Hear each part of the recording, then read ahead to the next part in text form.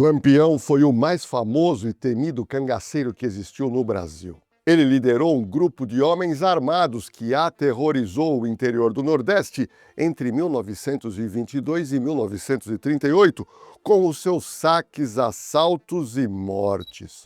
Afinal, quem foi Lampião e o que ele representou para o cangaço? Ele foi herói ou foi bandido?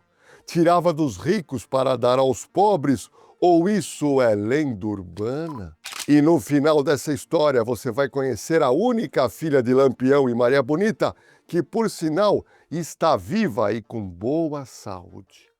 Meu nome é Jorge Lordello e eu vou te colocar na cena do crime praticado pelo bando de cangaceiros que era liderado por Lampião, considerado um dos criminosos mais perversos e temidos que o Brasil já teve.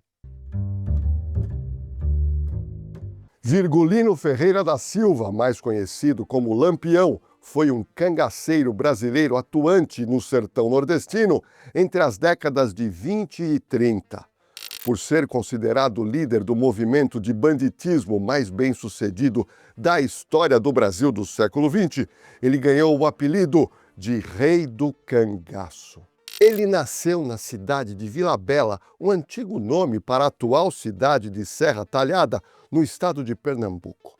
A data exata do seu nascimento é imprecisa, mas muitos historiadores apontam como sendo dia 4 de junho de 1898, a data que ele veio ao mundo.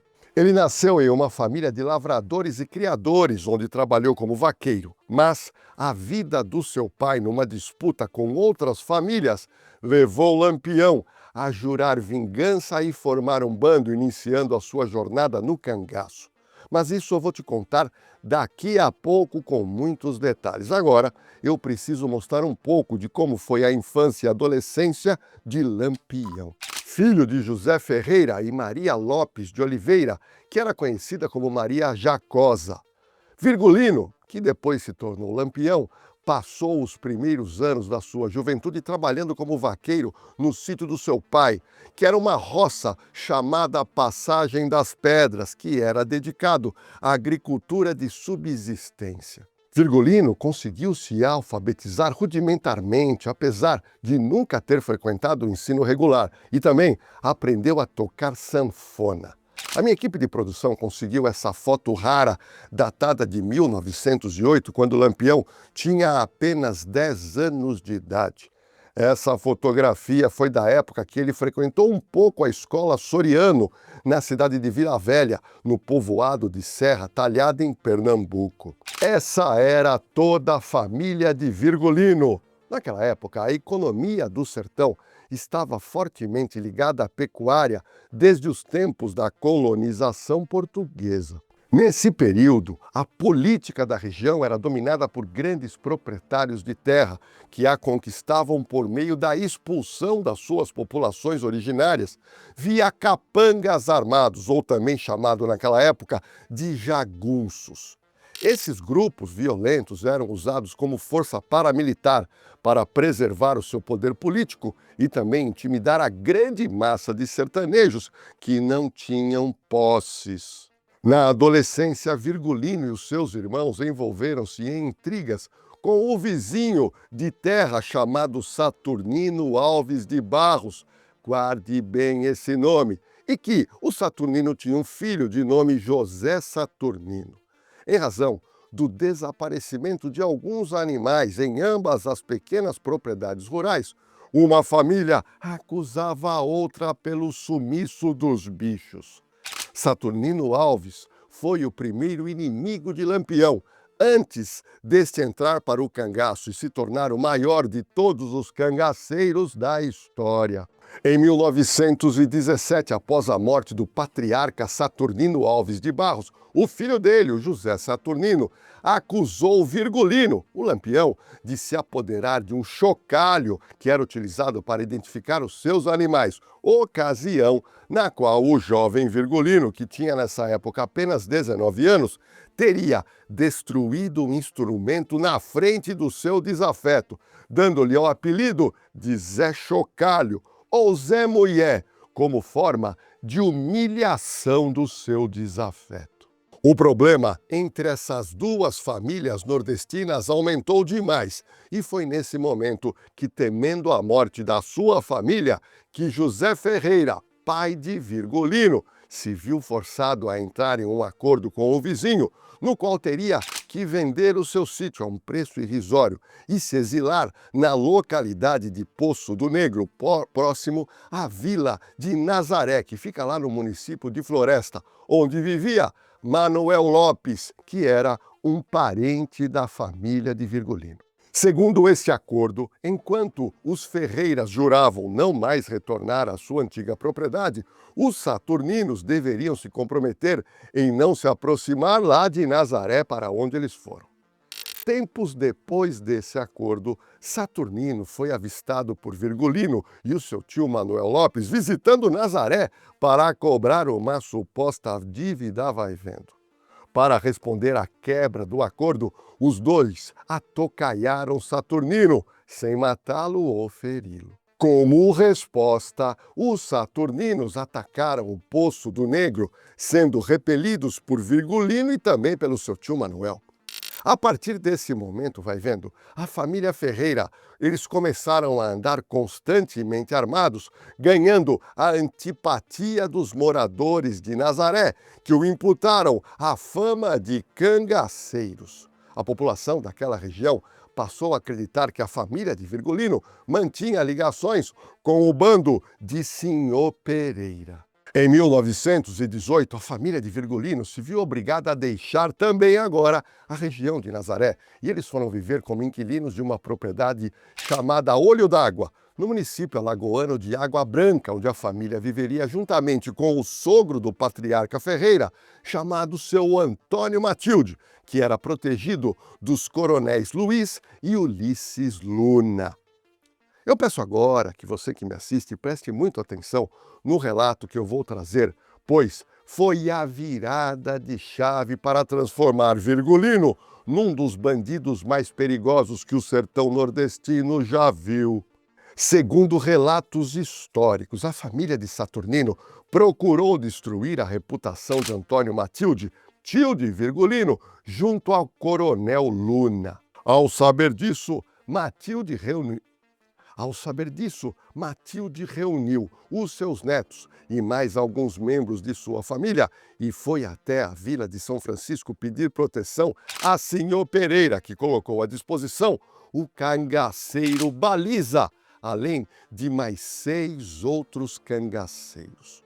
O grupo então partiu para o assalto às fazendas de Saturnino, que diante daquela situação se aliou ao bando de cangaceiros de Casimiro Honório.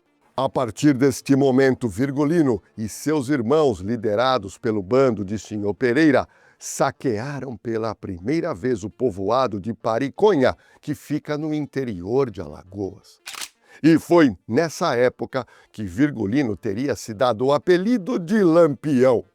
Nessa foto, ele tinha apenas 23 anos de idade. Na verdade, o apelido Lampião surgiu em razão da sua capacidade de atirar rapidamente e fazia com que ele iluminasse a noite com seus tiros. Sob a liderança de Senhor Pereira, Lampião aprendeu muito.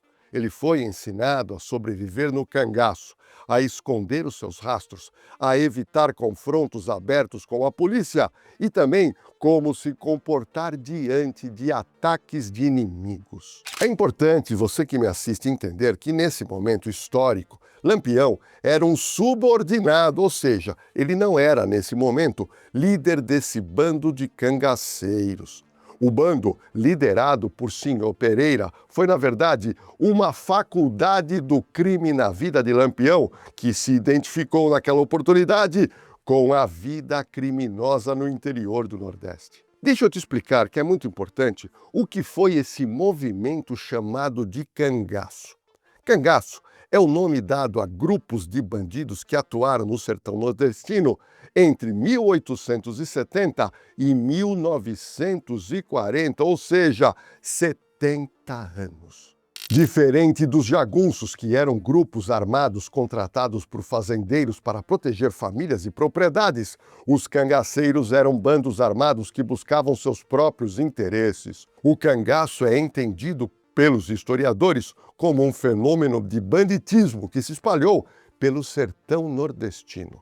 Suas raízes remontam ao período colonial, caracterizado pela desigualdade social e a exploração do trabalho nos latifúndios. Um dos principais processos que colaboraram para a formação do cangaço foi a implementação do sistema de sesmarias, em que muitos camponeses foram desapropriados de suas terras, ficando à mercê da pobreza e de total abandono. O surgimento do cangaço é explicado pelo contexto social, político e econômico dessa região. E nesse cenário surgiu a figura do cangaceiro, uma espécie de fora da lei que encontrava na violência uma forma de enfrentar injustiças e opressões. Liderados por líderes carismáticos, eles formavam bandos armados que desafiavam as autoridades do Estado e atacavam grandes propriedades rurais. A verdade é que, nessa época, boa parte da população do interior do Nordeste vivia em condições de total pobreza e estava sujeita aos interesses de poucas famílias poderosas que governavam e exploravam esse povo. O sofrimento das famílias se tornava maior nos períodos de seca, que atrapalhava a obtenção do sustento via agricultura e também a criação de animais. Para complicar todo esse quadro caótico, a polícia local era tida como corrupta e violenta. Estava ligada aos interesses da elite, minando a confiança da população sertaneja para resolver os seus problemas e suas disputas. Esse cenário propiciava o surgimento do banditismo, e foi exatamente assim que o cangaço se consolidou no Nordeste por muitos anos. Mas vamos voltar agora à história de Virgulino, o Lampião. O pai dele preferiu se afastar das atividades criminosas do filho e assim o pai se mudou com a esposa para o município de Mata Grande, que fica lá no interior de Alagoas. Mas nesse novo endereço aconteceu o pior, pois José Ferreira foi assassinado pela polícia sob o comando do tenente Lucena. Morria o pai de Lampião. A esposa, Maria Jacosa, foi poupada, mas morreria pouco tempo depois de complicações cardíacas. Mas veja o que aconteceu nesse momento histórico. Em julho de 1922, Senhor Pereira abandonou o cangaço. E aí o que aconteceu? O senhor Pereira era o chefe. E aí o Lampião assumiu definitivamente a liderança daquele grupo. A primeira ação do bando comandado por Lampião foi invadir a cidade de Belmonte, que fica no interior de Pernambuco, e eles assassinaram o coronel, que também era comerciante, o senhor Luiz Gonzaga Lopes Gomes Ferraz. Após esse ataque em Belmonte, o bando de Lampião foi visto entrando no estado de Alagoas. As ações do bando de Lampião passaram a ocorrer além das divisas de Pernambuco, chegando também aos estados da Paraíba, Rio Grande do Norte e Ceará, de forma que em janeiro de 1923, vai vendo, os chefes de polícia desses estados que eu mencionei, eles se reuniram pela primeira vez para discutir a criação de uma força-tarefa conjunta de combate ao cangaço, principalmente a turma do Lampião. Em 1923, Lampião e seu bando cruzaram a divisa de Alagoas com Pernambuco e atacaram o povoado de Belém do São Francisco, próximo a Salgueiro, roubando mercadorias no valor de um conto de réis, que era bastante dinheiro na época. Além disso, sitiaram Salgueiro, provocando a paralisação do comércio e o desabastecimento daquela pequena cidade. Posteriormente, eles atravessaram a divisa estadual e ingressaram no estado do Ceará, onde o bando possuía apoio político. Em julho de 1923, Lampião atravessa Pernambuco e invade o estado de Alagoas, saqueando várias fazendas. Inicialmente, as autoridades reagiram tentando perseguir o bando de Lampião, a cada relato da sua presença, às custas de deixar as cidades menores do interior nordestino desguarnecidas. Lampião despistava assim a polícia através de mensagens de telégrafo, noticiando a sua presença em cidades providas de grandes contingentes, enquanto cidades menos guarnecidas ficavam suscetíveis aos ataques. Com isso, vai vendo, os governos da Paraíba e Pernambuco, eles criaram sim forças policiais móveis, chamadas popularmente de volantes. Essas forças passaram a ter permissão para entrar em estados vizinhos em busca de Lampião e todo o seu bando, que era muita gente. Em uma dessas missões, só para você ter uma noção, que aconteceu no mês de julho de 1925, uma força volante da Paraíba, composta de 19 homens, comandadas pelo sargento José Guedes, combateu parte do bando de Lampião, formado naquele momento por 15 cangaceiros, na fazenda Serrote Preto, que fica localizada entre Pernambuco e Alagoas. No combate foi morto Levino, irmão de Lampião.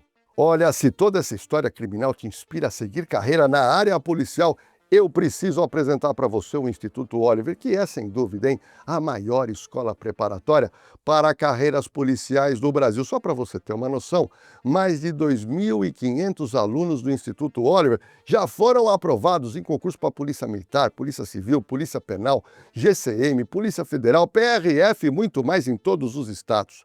Além dos cursos preparatórios para você entrar para a polícia, o Instituto Oliver também oferece em cursos superiores sequenciais, tecnólogos, bacharelados, pós-graduação e também o EJA, para quem precisa concluir os seus estudos. Então acesse o site ou escaneie o QR Code que está aqui na tela e dê o próximo passo na sua carreira com o Instituto Oliver. Além do grupo principal, Lampião tinha o comando de diversos subgrupos paralelos, designando outros cangaceiros à frente, a exemplo do Curisco e também de Antônio de Engrácia. Mas veja o que aconteceu em 1930. Lampião conheceu Maria Bonita, uma mulher lá na Bahia. Nessa época, Maria Bonita era casada, mas ela se encantou por Lampião e passou a ser a sua amante, e no final ela se apaixonou por Lampião. Lampião precisava ir embora da Bahia e assim Maria Bonita, acredite se quiser, largou do marido e fugiu com Lampião. E assim, além de se tornar esposa, passou a fazer parte do bando de criminosos que eram chamados de cangaceiros. Entre o bando, Maria Bonita começou a ser chamada de Maria da Déa ou Maria do Capitão. E assim, a nova cangaceira aprendeu cada lei do bando. Conhecida por sua beleza e personalidade forte, diferentemente de todas as outras mulheres do cangaço, Maria Bonita nunca foi abusada pelos cangaceiros e tinha diversas regalias, pois se tornara mulher do chefe Lampião. Maria Bonita era vaidosa, andava com vestidos de seda, luvas com estampas florais, andava de sandálias e botas de cano curto. Ela também usava joias caras, broches, portava moedas de prata e enfeites de ouro decoravam os seus cabelos. No pescoço e nos pulsos, Maria Bonita usava o mesmo perfume francês que Lampião. Quando estava ao lado do marido, nos campos de batalha, vestia botas de couro e roupas de algodão. Constantemente traída pelo seu companheiro, Maria Bonita tinha também diversas crises de ciúmes de Lampião, mas o cangaceiro tratava sua esposa com paciência e com carinho. Em 1931, inclusive, os dois viajaram para uma fazenda a fim de desfrutar da lua de mel do casal. Logo depois, Maria Bonita engravidou. A filha do casal nasceu em 13 de setembro de 1932 e foi batizada com o nome de Expedita Ferreira Nunes, a única reconhecida legalmente por ele, que sob as regras do cangaço, que aconteceu? Essa menininha foi entregue para ser criada por um casal de amigos vaqueiros. Saudosa pela filha perdida, Maria Bonita amarrou um pano em seus seios cheios de leite para que eles não vazassem mais. Para a jovem cangaceira, no entanto, aquilo não era o suficiente. Diversos relatos afirmam que Maria Bonita, por vingança, iniciou um caso extraconjugal com João Maria de Carvalho, que era um comerciante. Do amante, ela ganhava sapatos, roupas e outros presentes, e Lampião jamais desconfiou. Ou Maria Bonita, é claro, pagaria com a sua própria vida. A fama de Lampião era tanta nessa época que ele foi citado em matéria no jornal The New York Times. Olha, é difícil determinar quantos integrantes o bando de Lampião tinha. Em um ataque, só para você ter uma noção, à cidade de Sousa, na Paraíba, em julho de 1924, 84 pessoas participaram dos saques, ou seja, 84 cangaceiros. O mais correto é afirmar que a liderança de Lampião agia em subgrupos de cangaceiros que podiam ou não se encontrar para ataques maiores. Uma das estratégias de Lampião para atacar cidades era sempre confundir a polícia. O bando tomava postos de telégrafo e enviava mensagens relatando a sua presença em determinada região. As forças policiais, então, se mobilizavam para tentar capturar a quadrilha, deixando outras regiões desguarnecidas que eram atacadas pelo bando de Lampião. Como reação a essa estratégia, os governos da Paraíba e também de Pernambuco criaram a Força Volante de Combate ao Banditismo. Eram tropas policiais que tinham permissão para entrar em qualquer lugar em estados vizinhos e realizar operações contra o cangaço. Em 1936, o cotidiano de Lampião, na Caatinga, foi fotografado e filmado por Benjamin Abrão Boto, que, por sinal, foi durante algum tempo secretário particular do venerado Padre Cícero.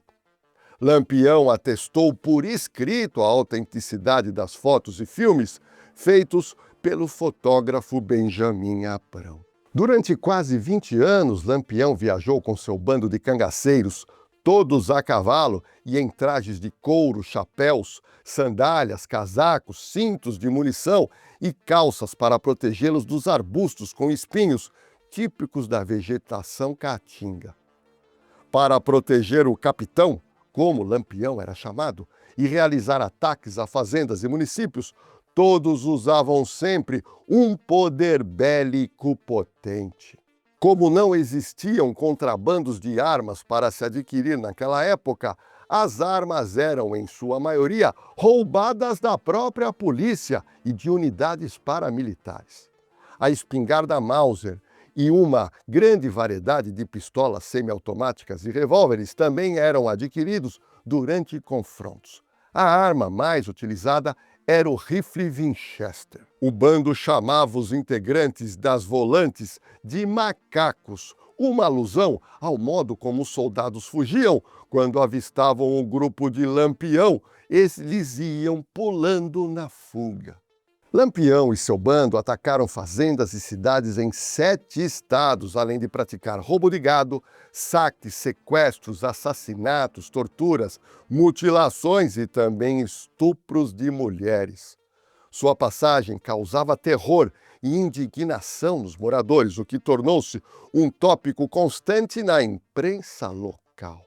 Apesar disso, Lampião e seu bando eram frequentemente protegidos por coiteiros, conhecidos como fazendeiros, pequenos sitiantes ou mesmo autoridades locais, que ofereciam abrigo e alimentos ao bando por um curto espaço de tempo nos limites das suas terras, das suas propriedades, facilitando o deslocamento dos cangaceiros pelo Nordeste e sua fuga das forças volantes dos estados. No último conflito, em 1938, em que foi morto pela polícia, Lampião estava acompanhado da esposa e de outros 32 cangaceiros.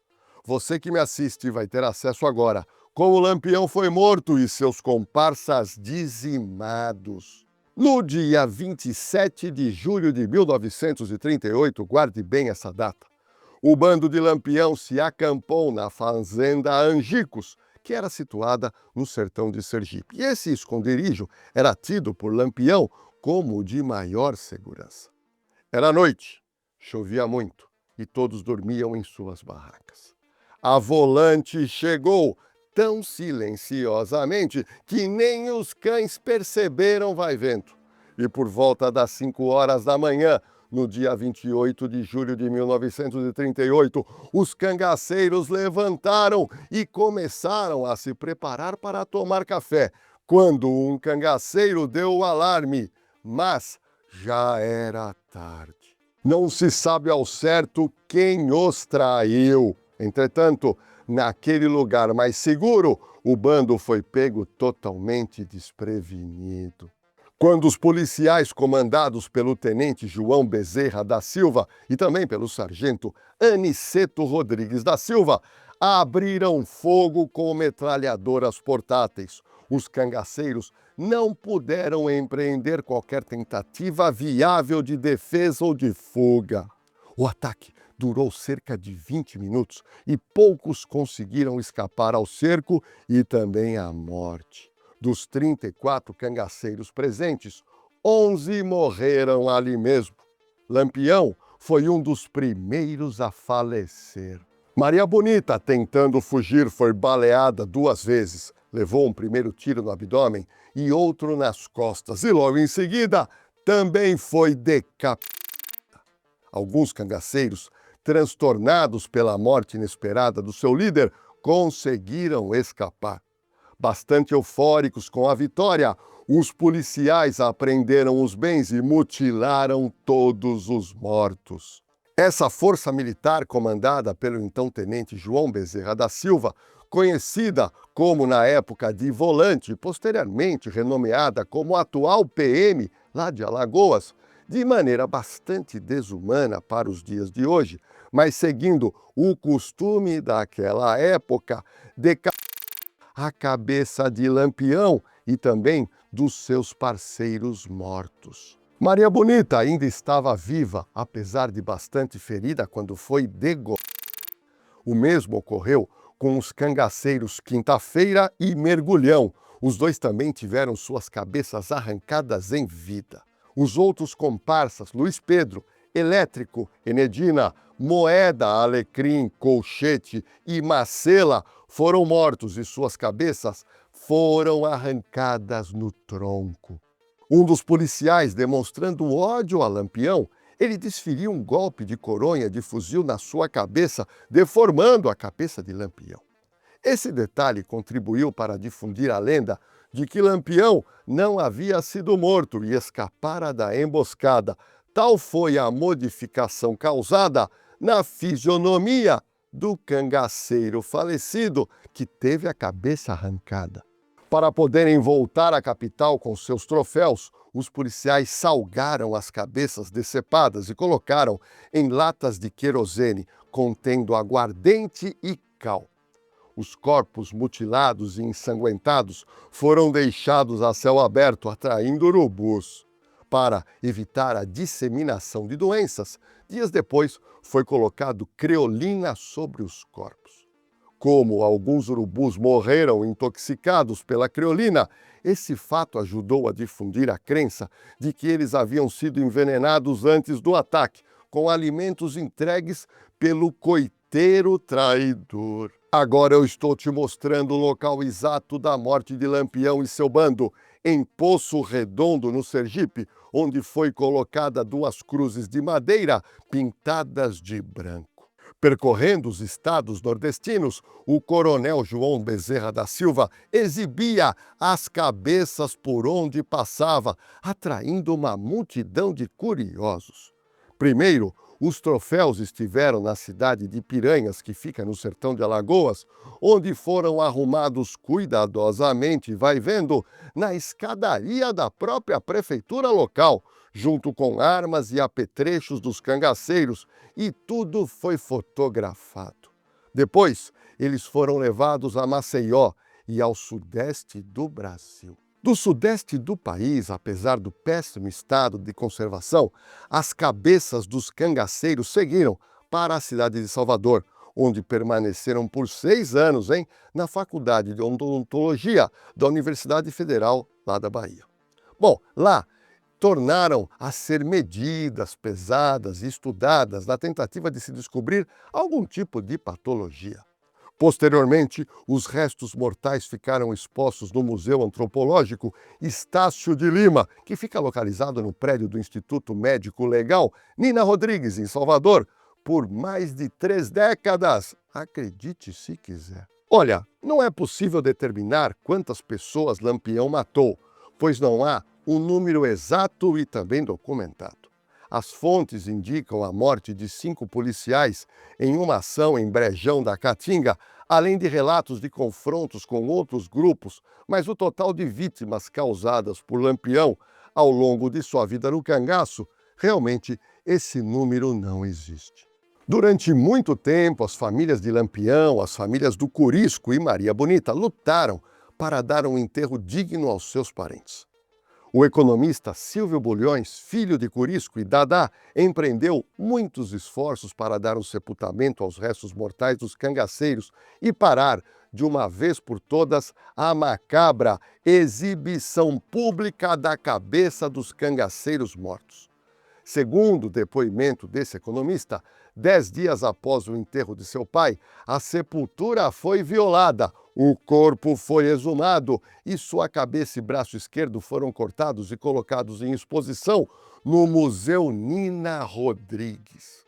Bom, o enterro dos restos mortais dos cangaceiros só ocorreu depois do projeto de lei de número 2867, datado de 1965. Olha que interessante. Tal projeto teve origem nos meios universitários de Brasília e as pressões também do povo brasileiro e do clero reforçaram esse pedido para que os restos mortais fossem sepultados.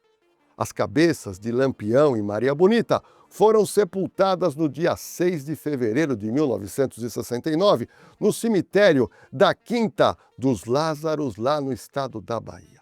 Os demais integrantes do bando tiveram seu enterro uma semana depois. Os óculos usados por Lampião por muitos anos encontrava-se no acervo do Museu de Serra Talhada, em Pernambuco, mas foi roubado esse óculos. E agora eu trago uma novidade importante, presta atenção. A filha de Lampião e Maria Bonita, chamada Expedita Ferreira Nunes, nasceu em 13 de setembro de 1932. Ela praticamente não conviveu com os seus pais. Olha que curioso, atualmente ela tem 92 anos de idade e está com boa saúde, felizmente. Em 2023, a Escola de Samba homenageou Lampião e também o chachado, um dos ritmos do forró que surgiu em Pernambuco na segunda década do século XX. Expedita Ferreira Nunes, filha de Lampião e Maria Bonita, esteve presente no Sambódromo em São Paulo. O legado de Lampião transcende as páginas da história e sua figura continua sendo lembrada como um símbolo de resistência, embora esteja apenas uma das várias perspectivas dessa memória sanguinária. Na visão policial, Lampião e seu bando eram criminosos que viveram saqueando povoados, onde roubavam, estupravam e matavam. A herança de Lampião permanece viva na cultura nordestina, refletindo-se em músicas, literatura e nas tradições populares. Todavia, é importante lembrar que o Nordeste é formado por 9 estados, muitos diversos entre si, e que extrapolam o estereótipo criado pelo cangaço. E agora chegou a hora, eu quero saber de você o seguinte: você acha que Lampião era herói ou bandido? Ele foi levado para o cangaço por uma questão de índole violenta, ou talvez tenha sido uma questão de pobreza de sua família e ameaça de morte do seu vizinho? Olha, quero muito saber a sua opinião desse roteiro que você acaba de assistir. E para a gente fechar com chave de ouro, É muito fácil, basta você dar essa força pra gente aqui no canal Na Cena do Crime e se inscrever já. E aproveita, dá um like, ativa o sininho de notificação e compartilha a história de Lampião e Maria Bonita com seus familiares e amigos.